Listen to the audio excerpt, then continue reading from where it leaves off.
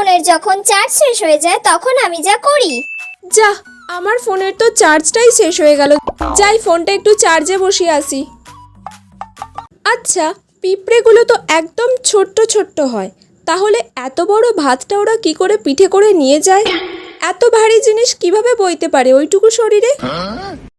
আচ্ছা, সব মানুষদের কেন রাত্রিবেলাতেই শুধু ঘুমোতে হয়, সকালে কেন কেউ ঘুমোয় না?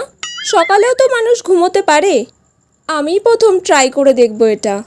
আচ্ছা, পেঁয়াজের খোসা ছাড়ালে সেটা আঁশ হয়ে যায়, কিন্তু পেঁয়াজের খোসা না ছাড়ালে তখন তো সেটা সব সবজির সাথেই থাকে, তখন তাহলে আঁশ হয় না কেন? আমার কোয়েশ্চেনের উত্তরগুলো যদি তোমাদের কারোর জানা থাকে তাহলে তোমরা কমেন্ট সেকশনে জানাতে পারো। A few moments later. অনেকক্ষণ চার্জ হয়ে গেছে ফোনটা, এবার নিয়ে আসি। রোদেলা, রাকিন, নেহা, মিসকা, তোমাদের নাম আমি নিয়ে নিলাম।